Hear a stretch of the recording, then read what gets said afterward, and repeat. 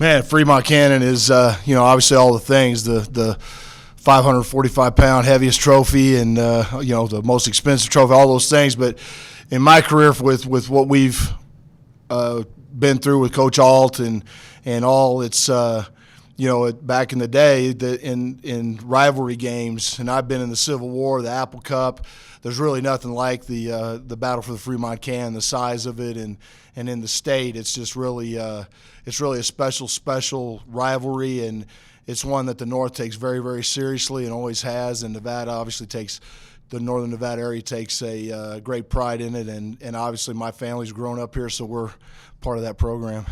You came here in the late 80s, so I guess when was your first viewpoint into how important this game was to this area? Yeah, when I came in 1989, I've seen the head coach from UNLV come out in a uniform. I've seen teams change uniforms in the locker room. I've seen, unfortunately, personal fouls before the game because teams came on other people's ends of the field. I've seen the just about everything in this rivalry. But at 1989, it was we were a 1AA team and they were a Division I team, and I think we had started off rather slowly that year, one of the few times that we did, and I think that game, beating UNLV in our stadium in 1989, gave us the impetus to roll off, I think, 7 straight wins and end up almost making the playoffs. If we did, I think we may have even made the next year we went to the national championship game, but that was a big driver in the turnaround of then 89, 90, 91, only losing 3 games, I think, after those seasons, but that was a big driver there. That team really took off after that win, and those kind of things can happen. I know you guys usually have a spot for that cannon in your field house. It sounds like there's a paper mache cannon in there right now. I guess what is the situation with that? Yeah, so so our players don't forget what this rivalry's about. There's a replica of the replica of the Fremont Cannon that we keep in there, just so every day when they come to work, they know what's supposed to be there and what is part of our commitment to this program in Northern Nevada that it's supposed to be there. What do you feel like you guys accomplished during the bye week? What was the focus? Yeah, it was just getting better every day. We got a little bit of work done against UNLV. Obviously, it's a little bit different situation. You get a lot on bye weeks because they're on a bye week at the same time we're on a bye week. So it wasn't like we were waiting to watch another game. Everything that both of us have in our repertoire with their coaching staff, our coaching staff is already in there. So we had a chance to work a little bit on it. Other than that, we worked on we played against each other. We got some of our young players reps out there in periods and some of the guys that we are trying to decide when to play their 4 games and what they can do to help us win games. We went through all that so we could look at them at full speed. Got some of our guys that were getting a little banged up in a 4 or 5 game stretch there, got them some rest, and then Friday we did a great community service engagement over at San Rafael Park and did some work over there, and I let them have the weekend off, and we got back yesterday and went back to work. We had a little bit longer practice yesterday, a few more periods just because we're a little ahead and we wanted to stay ahead. And then today's our day off, and tomorrow we'll get back in pads and work the game plans. Coach, how anxious are you guys to play this game, especially given how close you guys were last year? We're anxious to play any game right now. We're getting better, and we want to continue that progress. I know the guys, they're working hard. They're in there. But obviously this game, playing it at this time of the year is a little bit different from what most rivalry games you experience at all the different places I've been. But, hey, when they show up on your schedule, you got to be ready to play them. And we had a bye week to get them ready, and we've done a lot of education on what this game's about and what the cannon's about and what the history is about. Not to put any more emphasis on it because this obviously has all the emphasis it needs, but we want them to have confidence, focus, and the right demeanor going into the game. What is the biggest difference having a rivalry game in the middle of the season versus the last game of the regular season usually? Yeah, it's I've never felt it before, so it's something that you got. If you had it right in the middle without a bye week, I think it would be less than it is at the end of the season. But a bye week, I think, is probably giving both teams a chance to really dig into it. Usually, you go through the season, and then whatever your season's been, that you ended on that big rivalry going into your bowl game or your championship game or whatever it is. So this is a little bit different experience, and one that I think whenever this game shows up on your schedule, your team has to be ready, and I know they will be. And our guys have been working really hard, and it's exciting. It's an afternoon game in Mackey Stadium. It's the fall weather's going to come a little bit for us this week. It's what you dream about as a college football player and coach. So we're just trying to embrace that with our guys and let them know, how much fun and why we're here and why we play college football and the only chances you get and the meaningful things you remember when you're older and you're out of playing are these kind of games. So you got to take advantage of them. In your estimation, what have you seen from the Rebels so far that's made them so successful? Because historically, well, not necessarily historically, but recently, they've been kind of a doormat of the conference, and this year they're off to a great start. Yeah, we saw them. They were improving last year. They were an improving program, and I know Coach Odom and that staff done a really nice job down there. Got a lot of respect for him as a coach, and have known him for a while, and his family. His brothers worked with me and for me. I know what those guys are about. I know how hard they play, and they've had a good start to their season. And we played some really good teams. So this is just another one. The games that come along here, all of them are big games. This is obviously one of the biggest games, or if not the biggest games that we play every year. So, but that team is improving. They got a lot of talent. They play hard. We're going to have a really good game on Saturday. Coach, when it comes to this week, from what it was last year to what it is this year, is there any difference in feeling trying to defend the Cannon versus trying to win it back? That's a really good question, and not one I've thought about a whole bunch. I mean, it's whether you have it and have to defend it or whether you don't have it and need to get it. This is still a huge game. So I don't know if in the day of the portal it is understood, and that's my job to make sure our guys know the history of this Cannon and bring people around them that know the history of this game and this rivalry, and whether you're trying to defend it or keep it, this is a huge game, and you got to play sound football, and you focus on the game and not the outside stuff that goes along with it, and don't let things distract us from the actual play-by-play of this game. And do you anticipate Ashton Hayes coming back at all this season? Is it a knee injury that's hampering him right now? Ashton's got a lower leg injury, yeah, and I don't believe he's going to be back for a while. I don't know if it'll be this season. We've got to get him fixed up. Obviously, he only played in 4 games, so we don't want to waste a year of eligibility to bring him back and just play a game or 2 games. So when we've got him a career, so we've got some other backs there. Feel bad for Ashton because he was really coming on, and it's going to take him a while to get back, and we'll see how that goes. But with the 4 games and the game that he got, banged up in, that was a blessing in disguise. If you're going to have an injury that's going to keep you out for a while, that we have the option to save a year of eligibility and really have, him for another year longer than we do right now. Is that something that's going to require a surgery? We'll find out. I mean, it's going to take a while, so we'll let the doctors figure that one out. He's out of practice every day. He's he's quite a. You guys that are from Northern Nevada know what that guy's about. I mean, he loves football, loves to play, loves Northern Nevada. But we got to do what's best for him in his future and his career too. So we'll see.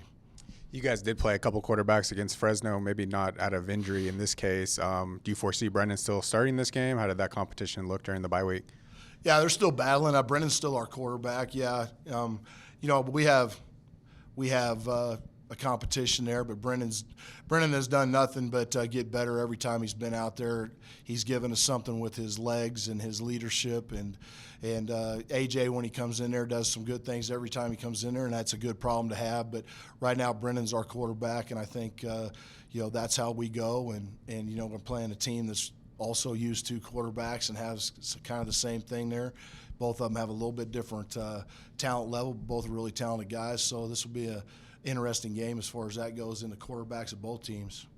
You guys had quite a few penalties against Fresno, which is pretty uncharacteristic of the last couple of years. I guess what's been your message to this team about playing with the proper emotion for this rivalry game without going overboard and having those self-inflicted issues?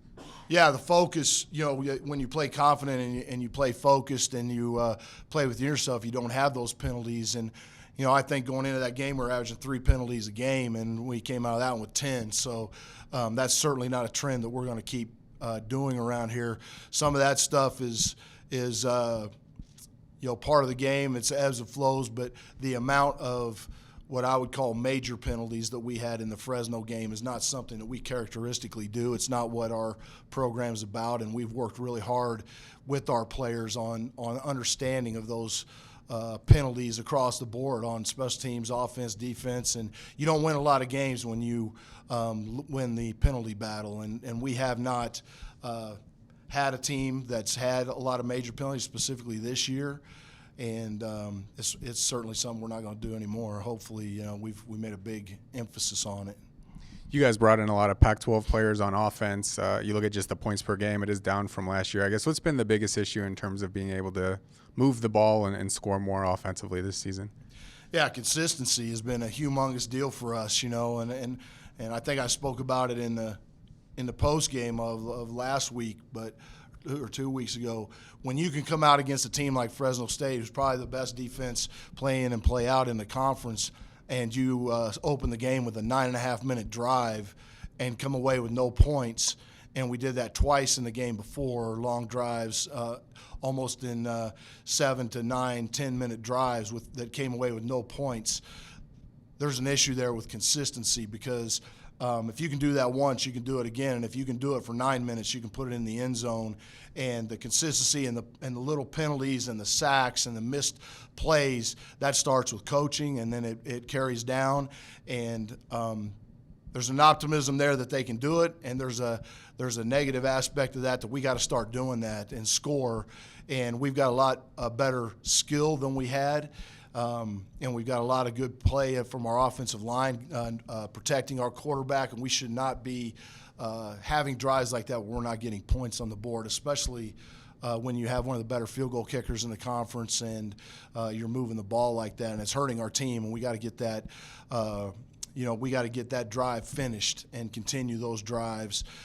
You can go a drive here and there and not get points out of it, but when you go a 9-minute drive from one end of the field to the other, you got to come away with points on that. That's a big confidence booster for the whole team, and it's also a big negative if you don't, and you don't do it more than you do. That's a problem.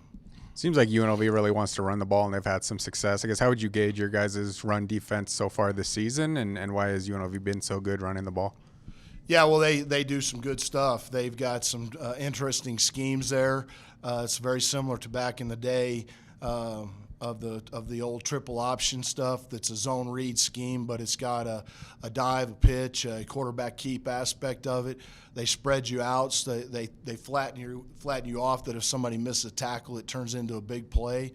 Our run defense, other than the what I would call an inadvertent whistle in the Fresno State game that everybody stopped on. If you take the rest of that game, I think our guys had, Fresno had 25 carries for negative rushing yards the rest of that game, other than the one run that our guys said there was a whistle blown and it didn't stop play, so it wasn't a whistle. But in that game and the game before, in the first half or in the first 3 quarters of the Texas State game, the run defense was really good and then broke down on missed tackles at the end. But I think our run defense has gotten better and will continue to get better. And other than the big plays or the inadvertent plays, I think we've been in good run fits. And this is certainly a scheme that will challenge our linebackers and our secondary guys being in the right gaps. And I think those are some of the stronger areas of our team right now. So we'll see how that works.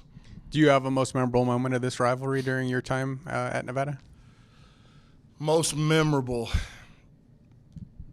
man, that's a good question. I would have to say, I don't even know what year it was, but sometime in the 2000s or 2010 plus area, we shut UNLV out here in Mackey Stadium. I think it was the only shutout in the series, and that was a team that used that as a driver to go forward there. But we had we came out defensively that day. It was in the 40-0 range or something, but it was the first shutout in the history of that game.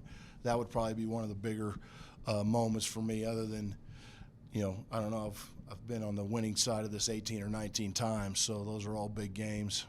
Did the returning players talk to the transfers at all about, this game and what they experienced last year? You guys coming so close and just needing a couple of yards to win the game and falling short, and how that's maybe driven them? I mean, I think we've talked consistently about having a first down at the 3-yard line with 30 seconds to go in the game and not being able to finish, and that's been a big driver for us from the time that game got over. And hopefully the older guys are putting that on to the guys that weren't here, and the young guys, how that felt in the locker room and how we didn't finish, and how to win games you got to finish. And we'll see. But the practices have certainly been that way, and they've had a little bit different focus. And I think our leadership on this football team has come a long way. Last week, Isaiah Sessima announced he was leaving the program. How big of a shock was that to you? It wasn't a huge shock. We talked. Isaiah's he's a good young man, and part of the things this day and age is the opportunities for guys to do this all over the country, and certainly his playing time had decreased with the growth of KK Meyer and Michael Coates and Devin Gunter, and some. We have more depth at that position, and we tried to help that situation out with him to get him some snaps on offense and kind of do some two-way stuff. But at the end of the day, he felt like it'd be better for him and his career. And, I don't fault anybody doing what's best for them. But at the end of the day, this is still a team game, and we got to look out for the 120 guys on our roster and wish him the best. And, it's never good to lose a player. I'd like to keep everybody, but we also have some good guys at that position that have really come along. Michael Coates had a great game at Fresno State for a long time, and KK got the twisted ankle, but KK Meyer obviously showed everybody in the conference in the country what he was about on that first drive at Texas State. So I think the future at our corner positions is really bright right now, and so that's part of this game in 2023, and rosters and portals. Isaiah's situation aside, what do you make of the ability to play 4 games and then look for an opportunity elsewhere? Good for college football, bad for college football, depending on the situation? Yeah, I think there's a lot of stuff going on in the portal and the situations in college football that everybody's trying to figure out the best way, but it certainly takes away from the team aspect of football. I think the 4 games for freshmen is a really good thing, because you don't have to play them in the first 3 games before they're ready and then have the injury, red shirt, and all that stuff. It gives you a chance to, like we did this week in the bye week, see guys like D'Angelo Davis, Jonah Lewis, Nate Burleson. We get a chance to watch them in practice and decide, now that we're in conference, which 4 games we want to use them in, or Marshawn Browns that are coming along. But I think with older guys that have been in the program, I think you probably have to ask the players on this team how they feel about it. KK situation, will he be up for this game? Yeah, KK's back practicing. Yeah, he got kicked in the ankle, and it became I don't know how you would describe it, not sprained ankle, but almost like a stinger of the ankle. He was having numbness in his foot, and he just, at corner, you got to be 100%, especially against a team like Fresno State. So we just couldn't. He tried, he went in, he went out. They taped. There just wasn't enough time for the feeling to come back to get him back out there. So, but Mike Coates stepped in. Obviously, Jaden Dedman's one of the better corners in the conference, and then when KK's out there, Devin Gunter played a lot in the game. Jonah Lewis, a good freshman corner for us. So we've got some bodies there that we can play. Obviously, Trey Weed was a corner when he got here. Kane Savage was a corner. So we've got a lot of depth at that. But that was one position that we're pretty lucky to have depth at. What do you think a win in this game could do for the team for the rest of the season? Be able to pull that cannon off, break the losing streak, put it in front of the home fans? Yeah, I mean, it'd be huge. It'd be huge. That's what we're planning. That's our focus. That's what we're preparing for, and that'd be the next step in this to to play a complete game, to play a complete game on all three sides of the ball or as close to it as you can. And if we do that and we don't have the big ups and downs of a game, and we just can continue to play hard, and look at the scoreboard at the end, things will work out for us. You guys good? All right, guys.